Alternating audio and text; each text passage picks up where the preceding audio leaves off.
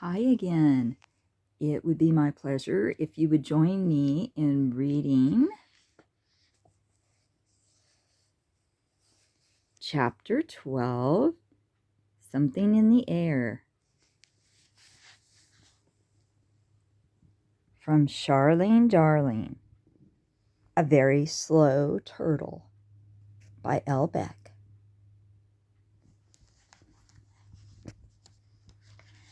And it starts out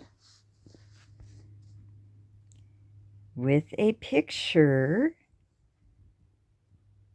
of oyster catcher David, who lives by the ocean. All right, and the chapter is Something in the Air. Charlene Darling and Tor have been to Capital City and talked with the Council of Turtles and got advice.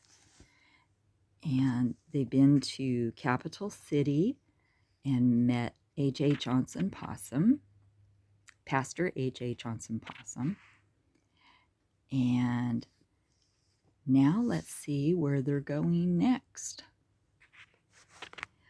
Charlene Darling was surprised at how quickly they arrived at Horse Horn. The bus driver barked, "Last stop, Horse Horn, everybody off." So the passengers unloaded and went their separate directions. Charlene Darling and Tor walked in the direction of Mule Mile. They walked by dancing ponies with smiles of admiration. They casually walked through assorted horses on the beach, carrying on with their daily routines. But they stopped short when a familiar "cleet, cleet, what the cleet" sounded above their heads. Oyster catcher David flew in circles above the turtles, cleaping and causing such a commotion that Tor held out an arm and invited him to land. "Who ruffled your feathers, dude?" Tor asked with friendly concern. The rather energized bird wrapped his feet around Tor's extended arm and cleaped in his face. "Not cool, dude. You mind dialing it down a notch, my feathered friend?" Tor requested. "That noise you make is unnerving." "Sorry, I didn't need to be so loud," David explained. "I just like getting a rise out of Lynn. It's my nature. I can't help it. It's in my genes." "In your genes?" an approaching Lynn said with disdain. "Come closer and I'll kick the nature right out of your genes." "Lynn!" Charlene Darling burst forth. "How nice to see you again." "What brings you two back to the Horn?" questioned Lynn. "I thought you left this dump for the big city life. Did your champagne wishes and caviar dreams fizzle out already?" "There are some cleepin' good stories circulating about you two adventurers," David said with amusement. "The pigeons are spreading them. The mockingbirds and parrots are repeating them. It's all through the air. Won't be long before it hits ground." David flew to an oyster he eyed in the sand. There was a slight limp in his step as he positioned himself over the oyster. "Old injury in the old bird," Lynn stated. "One thing I like about oysters, they don't run very fast," David commented. "Always joking around. I hate that about him," Lynn said, shaking her head. "Cleep!" David cried as he flew over Lynn's head and caused her to duck. "Get some sense," Lynn called after him. "I thought birds were supposed to fly south for the winter." "What stories could be circulating about us, Tor?" Charlene Darling wondered. "Do you know, Lynn?" Lynn answered, "I'm all for a good juicy piece of gossip, but no sweet pea green. I have not heard anything yet." "I might have a smidgen of a pigeon's guess, darling," Tor confessed. Lynn perked up and spouted, "Oh, here it comes. He's green with guilt." "I'm green all the time, Lynn," Tor pointed out.